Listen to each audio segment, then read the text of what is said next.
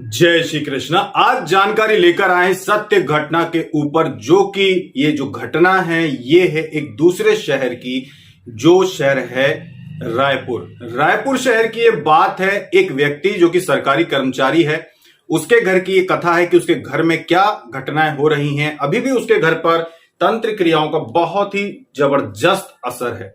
ये जो व्यक्ति है रायपुर के रहने वाले हैं, ये बहुत ही ज्यादा, ये समझ लीजिए कि इनके पास पहले तो कुछ था नहीं, लेकिन फिर इन्हें सरकारी नौकरी लग गई। सरकारी नौकरी में लगी तो ऐसा तो नहीं है कि कोई बड़ी पोस्ट इनको मिल गई, पोस्ट तो इनकी छोटी ही थी, लेकिन क्योंकि सरकारी नौकरी थी इस वजह से, अभी भी है सरकारी नौकरी है उनकी, इसी वजह से उनको धन की किसी प्रकार की समस्या नहीं आई, क्योंकि एक नियमित उनकी आय शुरू हो गई, जिसकी वजह से उन्होंने फिर छोटे मोटे दूसरे व्यापार भी घर के लोगों से करवाए कि चलो भाई घर से भी अपन कुछ व्यापार करवाते हैं, घर में पत्नी है बच्चे हैं तो छोटा मोटा कोई काम शुरू करते हैं। तो सरकारी नौकरी साथ में घर से भी दूसरा काम उन्होंने शुरू किया। और ये जिस समय इसकी शुरुआत हुई लगभग 20 साल पहले, तो उस समय तकरीबन 20 से 22-23 साल हो गए हैं इस बात को। तब से उनकी नौकरी लगने से, हम आपको बता रहे हैं अभी भी नौकरी में है वो, तो 23 साल पहले से लगभग जब उनकी नौकरी लगी तब से उन्होंने इस प्रकार की शुरुआत की। फिर घर में उन्होंने गाड़ी भी ले आए कि चलो भाई गाड़ी भी किराए से चला देते हैं, 4 व्हीलर, तो इससे भी थोड़ी बहुत आमदनी हो जाएगी। ऐसा करते करते इनकी जो आर्थिक स्थिति थी बहुत अच्छी हो गई। और ज्यादातर जो शासकीय कर्मचारी होते हैं, जो सरकारी नौकरी में जो लोग होते हैं, उनके जो खर्चे होते हैं बहुत नियमित होते हैं।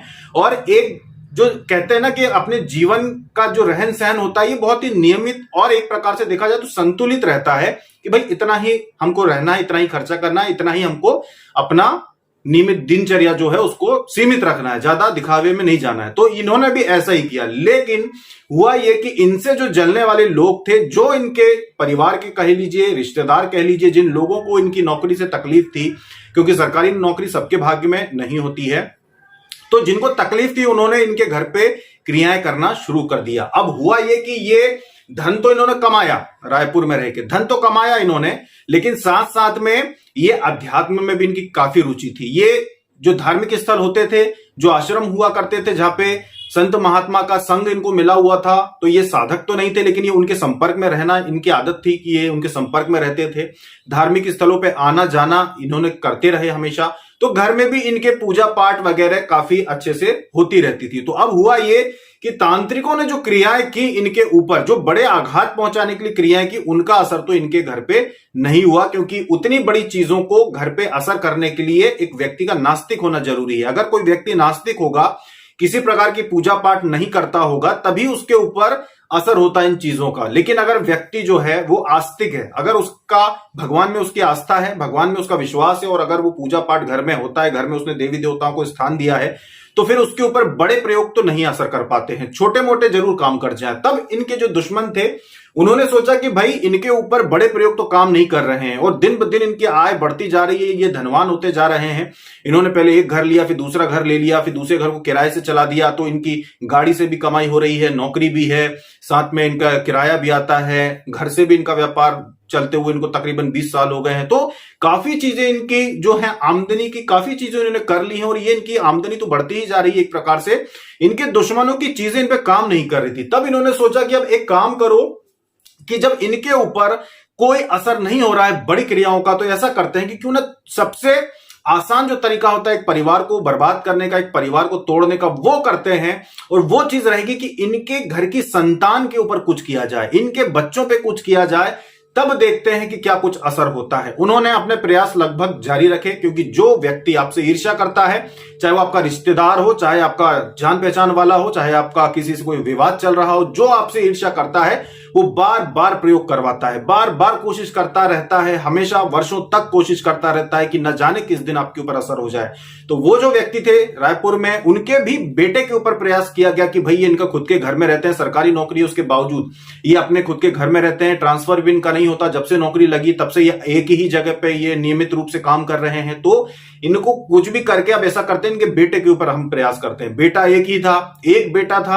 अब इन्होंने क्या किया कि बेटे के ऊपर तंत्र प्रयोग करवाए। इनके जो लोग थे, जो घर में जाके क्रियाओं को अंजाम देते थे, वो उनके घर में भी, जो व्यक्ति थे सरकारी कर्मचारी, उनके घर में आना जाना तो था, क्योंकि ऐसे लोग कुछ भी करके घर में आना जाना बंद नहीं करते, कितनी भी ईर्ष्या क्यों ना हो, घर में तो वो आएंगे जाएंगे तभी तो प्रयोग कर पाएंगे। तो घर में आना जाना उनका था। था। उन्होंने आकर बेटे के ऊपर उन्होंने अपनी प्रक्रिया जो थी उसको करके चले गए, चाहे वो उसको खिला के चले गए, चाहे उसके कपड़े लेके चले गए, जो भी किया, लेकिन बेटे के ऊपर उन्होंने प्रयोग किया। अब बेटे के ऊपर जैसे ही प्रयोग किया, बेटे का मन पढ़ाई से उचट गया। बेटे के ऊपर ऐसा प्रयोग नहीं कर सकते थे कि उसको बड़ी हानि हो, क्योंकि घर में जैसा बताया कि पूजा पाठ का माहौल था, घर में सारी चीजें विधि विधान से होती थी, तो उतना बड़ा असर तो नहीं हुआ, लेकिन क्योंकि वो साधक नहीं थे इसलिए छोटे मोटे प्रयोग तो असर कर सकते थे। तो उन्होंने यही किया कि भाई ऐसा करो कि कुछ नहीं कर सकते, ज्यादा नुकसान नहीं पहुंचा सकते, तो बेटे की मति फेर दो कि बेटे का पढ़ाई लिखाई में ध्यान नहीं लगना चाहिए। ये चीज उन्होंने 6वीं 7वीं में जब बच्चा था उनका 6-7 स्टैंडर्ड जो होती है क्लास की, तब से ही उनके बेटे के ऊपर प्रयोग चालू कर दिए।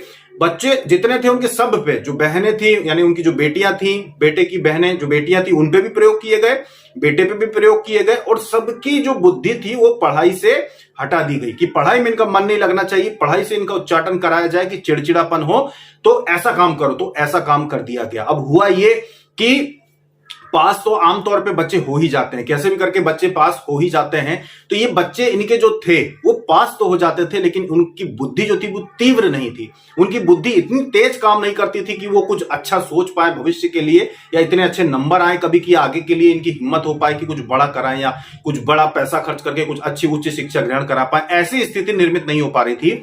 लड़कियों की शादी हो गई, लड़कियों की शादी हो गई, कोई पढ़ाई में कुछ बड़ा नहीं कर पाई, वो शिक्षा के क्षेत्र में कुछ बड़ा नहीं कर पाई, बस अपनी सामान्य जो पढ़ाई थी वही 2nd डिवीजन 3rd डिवीजन में पूरी करके शादी हो गई, चली गई। अब बेटे की बारी आई कि बेटा भी वही 2nd division 3rd division 2nd division 3rd division करके अपनी पढ़ाई पूरी करके घर बैठ गया। बेटे का किसी काम में मन लगता ही नहीं था। अब सोचने में क्या जाता है, एक व्यक्ति जब खाली बैठा रहता है तो बड़ी बड़ी बातें भी सोच सकता है कि भाई मैं पेट्रोल पंप खोल लेता हूं, मैं बड़ा रेस्टोरेंट खोल लेता हूं, मैं कुछ बड़ी बड़ी चीज, ये कोई गलती नहीं है। ये तो व्यक्ति बैठा बैठा वैसे भी सोच सकता है, भले वो इन चीजों को कर पाए चाहे ना कर पाए। तो उनके बेटे के मन में भी ऐसे बड़े बड़े विचार बहुत आते, लेकिन उच्चाटन किया हुआ था कि कुछ कर ना पाए। तो उनका बेटा बैठा रहता, जो भी घर में आमदनी होती बस उस पर ही अपना जीवन यापन करना उसका लक्ष्य बन गया। कुछ भी बड़ा कदम वो बस सोचता, उठाता नहीं, ना उठाता, ना खुद के दम पे कुछ करने का प्रयास करता। उसको पूरी तरह से ऐसा बना दिया कि वो बस घर में बैठा रहे। अब आप सोचिए कि एक पीढ़ी का एक व्यक्ति, उस बेटे का पिता इतना कुछ करता है अपने जीवन में, इतनी कुछ स्ट्रगल करके वो एक छोटी सी नौकरी के दम पर इतने एक नियमित और संयमित जीवन जीकर बचत करके जैसे तैसे वो एक काम शुरू करवाता है अपने परिवार से, फिर दूसरा काम शुरू करवाता है, फिर तीसरा काम शुरू करवाता है। अपने जीवन के 20-25 साल वो लगाने के बाद कुल मिला के वो ये कर पाता है कि उसके घर की आर्थिक स्थिति को सुधारता है, और बिल्कुल अगली पीढ़ी यानी उसकी ही संतान कुछ ना कर पाए। तो सोचिए कि वो आदमी का क्या हल होगा। स्वाभाविक सी बात है कि वो मानसिक संतुलन उसका थोड़ा सा गड़बड़ होगा। स्वाभाविक सी बात है कि उसको चिंताएं घेर लेगी, बीपी, ब्लड प्रेशर, शुगर, जितनी बीमारियां उसको जरूर घेरेंगी, क्योंकि जब उसको चिंता दिन रात सताएगी कि मेरा बेटा कुछ कर क्यों नहीं पा रहा है। और ऐसा नहीं कि कुछ करा हो और उसमें फेल हो गया, कुछ कर ही नहीं पा रहा था, कुछ शुरुआत ही नहीं कर पा रहा था। ये स्थिति उसके घर की हो गई थी, और ये जो स्थिति है उसके घर की दुश्मनों ने कर रखी थी। लेकिन उस व्यक्ति का कभी इस बात पर ध्यान नहीं गया कि मेरे घर पे किसी ने कुछ कर भी दिया हो सकता है कि किसी ने कुछ कर दिया हो। जिन लोगों के वो संपर्क में था, जहां वो जाता था, जो व्यक्ति थे, जो कर्मचारी थे, सरकारी कर्मचारी थे, जिन लोगों के वो संपर्क में थे, जिन लोगों के यहाँ वो आश्रमों में जाते थे, उन लोगों के पास इतना कुछ नहीं था कि वो इनके घर के बारे में इतना कुछ बता पाए कि भाई तुम्हारे घर की स्थिति तो इतनी खराब है कि तुम्हारे घर पे क्रियाएं कई कई साल पुरानी हो चुकी है, 20-20 साल पुरानी क्रियाएं हैं आपके घर पे।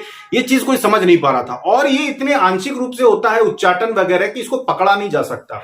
आप किसी स्थान पे जाते हैं, वो बड़ी चीजें तो देख के बता देंगे कि भाई आपके घर में कोई नकारात्मक चीज है क्या, कोई नकारात्मक शक्ति है क्या, वो बड़ी चीजें तो बता देंगे। लेकिन अगर कोई साधारण मंत्रों से या साधारण चीजों से अगर उच्चाटन करता है, वशीकरण करता है, तो वो पकड़ना इतना आसान नहीं होता। वो चीजें कई बार जो होती चूक जाते हैं, लोग देख नहीं पाते, पकड़ नहीं पाते उस बात को।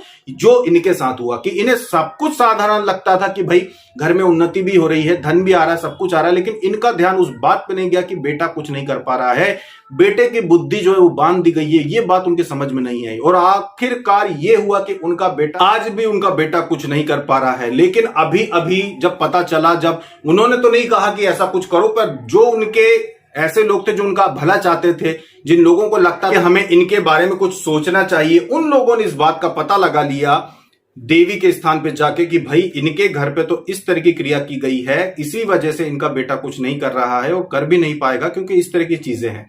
फिर उन्हें कई चीजें बताई गई कि आपको ये विधि विधान करने पड़ेंगे, इस तरह से आपको आगे बढ़ना पड़ेगा। लेकिन उन लोगों ने इस बात का ज्यादा ध्यान नहीं दिया। जब उनको बताया गया, उनके जो ऐसे लोग थे जो उनका भला चाहते थे, उन्होंने बताया कि ऐसी ऐसी बात है।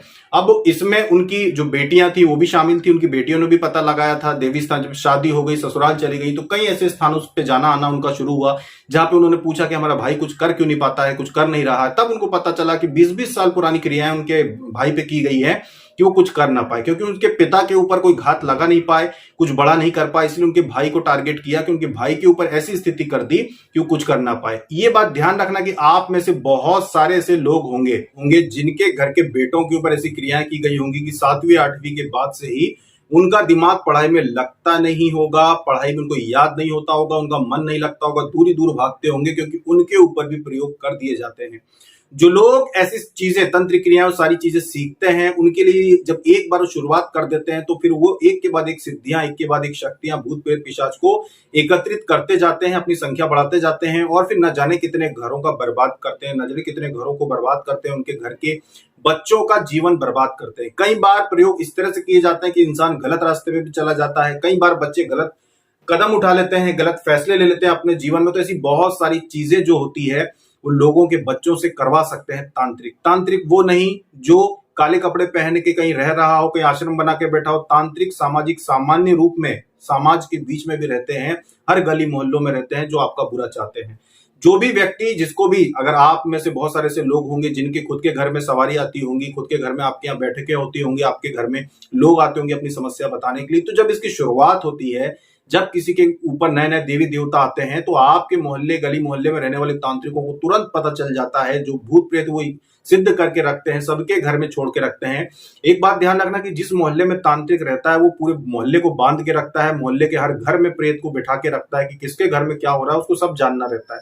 वो सबके ऊपर नजर रखता है कि कहीं किसी के साथ कुछ अच्छा ना हो, किसी के घर में कोई देवी एवी तो सिद्ध नहीं हो गई, किसी के घर में कुछ अच्छा तो नहीं हो रहा है, तो वो सब पे नजर रखता है। उसको पता चल जाता है कि किसके घर में क्या हो रहा है। तो ये लोग किसी को भी सुखी नहीं रहने देते जिस भी मोहल्ले में रहते हैं। तो ऐसे बहुत लोग होंगे जिनकी नजरें आपके ऊपर भी होगी कि भाई इनके घर में कुछ अच्छा अगर हो रहा है तो भाई इसको रोको कुछ भी करके, क्योंकि वो खाली दिमाग शैतान का घर होता है। वो किसी का भी भला नहीं देख सकते, वो किसी का भी अच्छा नहीं देख सकते। तो ऐसे लोग प्रयोग करते रहते हैं। इसीलिए आप सभी लोगों से ये निवेदन है कि अगर आपको लगता है कि आपके घर में भी सब कुछ ठीक है, आप प्रत्यक्ष रूप से किसी से आपकी कोई विवाद नहीं है, किसी से कोई लड़ाई झगड़ा नहीं है, तो आप लोगों को साधना के मार्ग में आके चलना चाहिए, रहना चाहिए। अपने घर में ही साधनाएं कीजिए, अपने घर में ही अपने इष्ट प्रभु, जिसको भी आप सबसे ज्यादा मानते हैं, उनकी सिद्धि करके रखिए। उनका ज्यादा से ज्यादा जाप कीजिए, उनकी सेवा कीजिए, भक्ति कीजिए, स्तोत्र पढ़िए। जितना ज्यादा आप अपने घर का माहौल आध्यात्मिक बनाएंगे, विश्वास मानिए कि वो प्रभु की शक्ति से बढ़कर कोई तंत्र क्रिया नहीं है, उस प्रभु की भक्ति से बढ़कर कोई अन्य नकारात्मक शक्ति होती ही नहीं है। तो जब प्रभु की भक्ति में आप आ जाते हैं तो कोई भी नकारात्मक शक्ति, कोई भी तंत्र आपके घर पे कभी असर नहीं होता। ये आप विश्वास रखें, डरने की कोई भी आवश्यकता नहीं है। बहुत सारे लोग डरते हैं कि भाई हमारे ऊपर कोई कुछ कर देगा क्या, अब क्या हमारे घर में भी समस्या तो है। बहुत लोगों को समझ में आ जाती है कि भाई हमारे घर में ठीक ऐसी समस्या है। तो डरने की कोई आवश्यकता नहीं है। अगर आप अध्यात्म के मार्ग पे आ गए हैं, अगर आपके घर में हवन होते हैं, अगर आपके घर में जाप पूजा भक्ति सब कुछ होता है, तो आपके घर के ऊपर कोई भी किसी प्रकार का कोई प्रयोग नहीं कर सकता। जो साधक नए नए जुड़े हों हमारे चैनल से, वो लोग हमारे इस परिवार से, जो कि ये सनातन धर्म का हमारा ये परिवार है, इस चैनल को सब्सक्राइब करके आप हमारे इस परिवार से जुड़ जाइए, जिससे आगे भी अध्यात्म के मार्ग पे जितने भी सवाल आपके मन में आएंगे, जितने भी प्रश्न आपके मन में उठेंगे, जितना भी ज्ञान आपको हम दे सकते हैं, शास्त्रों का, वेदों का, हमारे अध्यात्म का, तंत्र क्रियाओं का, साधनाओं का, जाप का, हवन का, जितनी भी जानकारी आपको अध्यात्म में आने में, जो भी आपको संकोच हो मन में, जितनी भी शंकाएं, वो सभी आपके आगे चल के हम दूर करेंगे। हमारे इस चैनल को सब्सक्राइब करके आप हमसे स्थायी रूप से जुड़ जाइए, निःशुल्क रूप से अध्यात्म से जुड़ जाइए, सनातन धर्म से जुड़ जाइए निःशुल्क रूप से।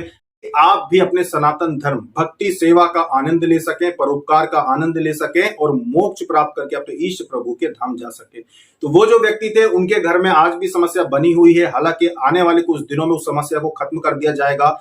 कुछ ऐसी चीजों का इंतजार किया जा रहा है, कुछ ऐसे योग बनने का इंतजार किया जा रहा है, जब उनके घर की सारी समस्याएं जड़ से मिटा दी जाएंगी और उनके घर में भी सब कुछ सकुशल हो जाएगा। जो पिछले 15-20 सालों से सब उलट पुलट हो रहा है, वो सारी चीजें ठीक कर दी जाएंगी। तो ये थी जानकारी एक सत्य घटना की ऊपर की, एक शासकीय कर्मचारी के घर में किस तरह से समस्याओं को लाया गया, जिसका उनको आभास भी नहीं हुआ कि उनके बेटे के ऊपर कब लोगों ने, दुश्मनों ने टारगेट किया और उनके बेटे की बुद्धि को भ्रष्ट किया कि पूरा करियर कह सकते हैं कि पूरी तरह से खराब कर दिया। तो ऐसी ही और भी रोचक जानकारी आप लोगों के लिए हम लेकर आते रहेंगे।